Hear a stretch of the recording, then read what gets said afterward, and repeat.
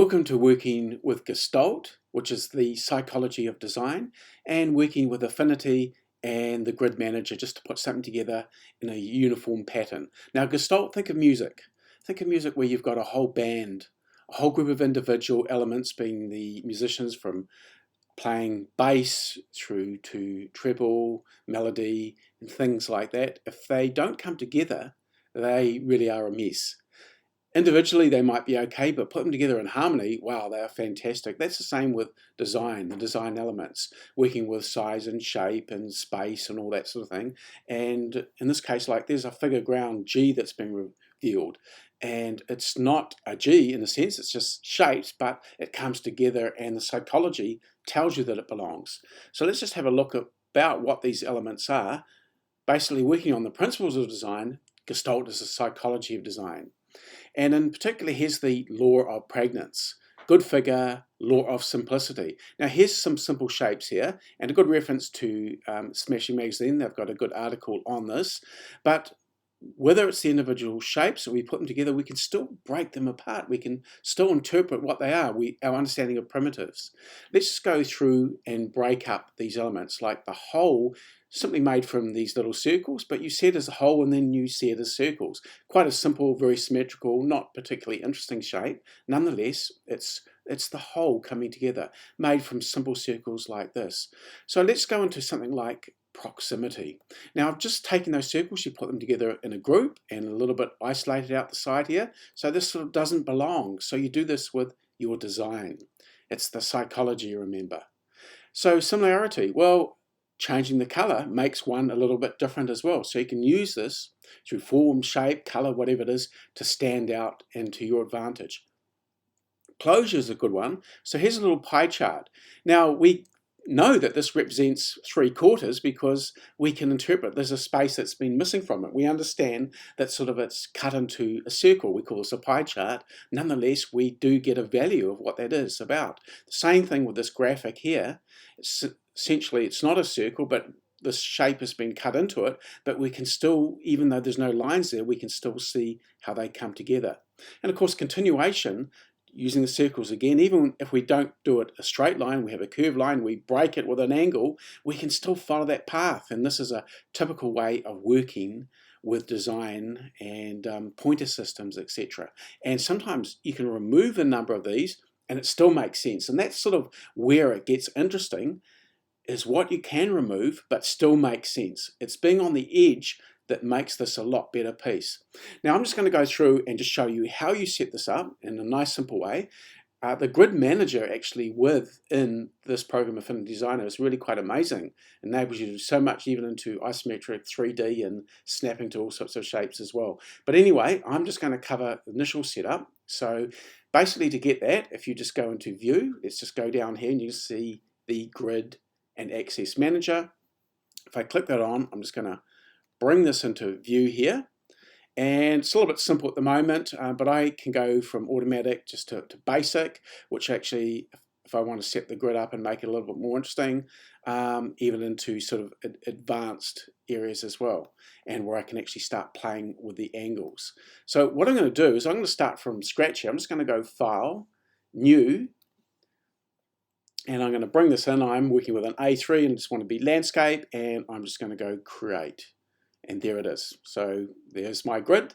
Back to my artboard. Of course, you can have multiple artboards in this program, but I'm going to go through to the advanced here, and to get my setup here for a start, maybe I just want to decide on what I want my grid to be. So there it is, 40, or so I probably could have clicked uniform there, but nonetheless, there's so many options with this grid manager. It's really something you really need to play with to really see what it's going to look like. So I like that grid, that size, etc., but I want to get an angle here, and at the moment it's sort of grayed out. So well, the first thing to do is, well, what I want to do is I'm going to go and I can keep it uniform, but what I might do is just click that to begin with, just so you can see now if I change one, it changes them all. But I'm going to come down here and I want to go to axis because I want to control these. In fact, to get it as an interesting shape or an interesting angle, you can choose whatever you want, and you can simply just drag that. See how it's changing it like so?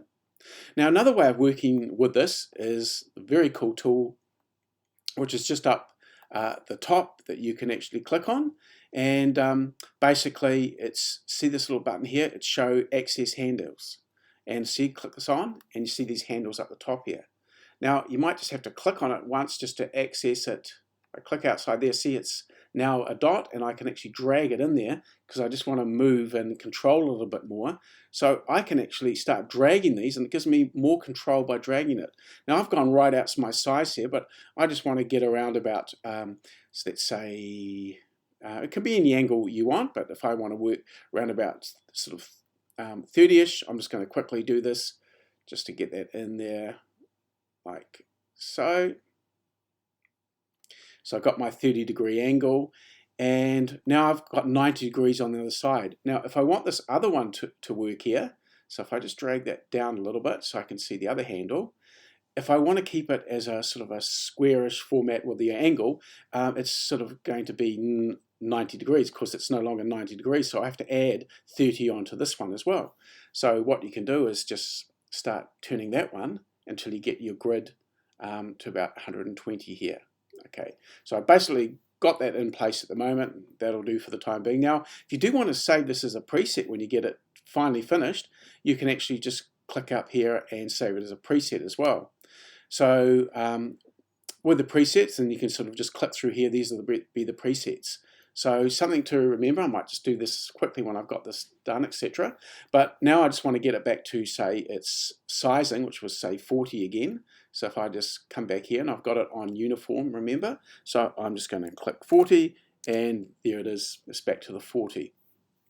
So if I'm sort of happy with this, I can actually save it as a preset. So let's go and do a preset here.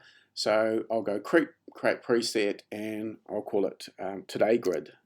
But of course you can call it whatever you want. And then you've got it all set up, because it takes a little bit of time to get it together, but once you've got it, then you've got it for good, etc. Now what I'm also going to do is I'm going to go into the isometric setup here, but there's all sorts of things, and this is worth playing around. But I just want to click on the isometric one, and I'm just going to go create. Now when I want to use this grid, let's say for example I'll now just I've got it out of place here, no problems. I can come back all the way through here to today's grid, or any of the others that I've got here preceding that. So I'll just click on today's grid, and there it is, we're back here. Now the other thing that I want to do is there's this just up the top here. If I just sort of come down here, there's create plane set. So if I click on create plane set, it gives me this thing that now I can go into all sorts of 3D things. You see there's a cube up here as well. Something to really explore. Now you're getting your head around what the grid system can do for you. Very strong program. But I want to click on top, and I just want edit in plane. What does that mean? Well, when I come through, and I'll just get some simple shapes here to construct, see how it's dragging it, it's editing in plane. So I've just moved this out of the way for the time being. I'm just going to click on a color here, and then I'm going to just create a few shapes that are actually working with this grid. You know, grid, putting on an angle just makes a lot more interest to it. So of course I can just hold my shift key if I want to constrain that, but I'm just going to put something like this together. When you want to move it, just go back to your pointer tool. By the way, just below here is when you want to do multi-page. You can actually click other artboards as well, but I'm not going to worry about that now. I just want to get the grid working. And the other thing, just to get you started, I'm going to go in here and just get some type. So I'm going to click down onto the type tool, and artistic text, I can use frame text for just doing my normal frame text, but artistic text, and then just click and drag it. Okay, so I'm dragging out to get the size that I want, so I can see it. Really cool feature this is. I let go, you think, where's it gone? Well, it's basically just showing you the size. So I'm going to click on my cap key just to get a G, which is what I want here to get my G for Gestalt, etc. And I want to use this because I want to chop it out, use Boolean features. So what I can do up here is if I just go up to the top here, you see this up the top there. If I click add, I've now made it a graphic. I'm just going to give this a color so we can see how that's working there. Just going to hold my space bar just to get my hand and move it into the scene a little bit. and I'm just then going to just formulate and lay my G out so I get it in the right position. And I'm pretty happy with that. I might just bring out my circle a little bit just to chop it in there. So, and just bring my G down just a little bit until I line it up, and just using the arrow keys at the moment to do that. Now, it might not be perfect, but just to quickly show you this. So I've started to get my sort of Gestalt coming together, but I'm going to copy my G just to show you now where we're going to really start making sense, and just go Edit, Copy. And with the circle here, I'm just going to click on the circle shape, and I'm going to come over, and you see there's the Boolean features at the top. I want to just chop it out there, so I'll go kaboom. It's chopped out. It no longer exists. But the G is a little bit hard to interpret what it is at the moment. So what I might do is I might just go Edit, because I've got it in my clipboard. I'll just paste it again, and there it is. And what I might do now is just do the same thing with the background shape up here. So I'm just going to chop it out again, and just chop it out there. And it's still a little bit hard to interpret what that G is, but this is the secret. So maybe I can actually just go and plonk it in once more. So Edit, and I'm just going to paste in here, and I'm going to just use one more shape here. I might use an interesting shape. Of course, interesting shapes, you can go through here and choose anything from the program. So just be careful you don't go a little bit too crazy with this, but nonetheless, I'm just going to say add in my triangle shape here, and I'll start from about here, and just bring this through and just line it up like so. And what I'm going to do with these two is just go through and basically just chop it out once more. So now you see this Gestalt starting to happen, and it's really a matter of just going backwards and forwards, adding different effects in there. You can also plonk in images into it and paste inside the graphics, something to play with, but it's an incredibly good feature, and this grid manager is amazing. Don't forget, if I just click back on this one, that you can also go to the cube, which will give you all sorts of abilities to go well beyond that. And with the isometric view, you can actually have it all being locked onto your X, Y, and Z as well. So a great tool, really enjoyable to play with, and hope you enjoyed a little bit of example with Gestalt. Thank you for watching.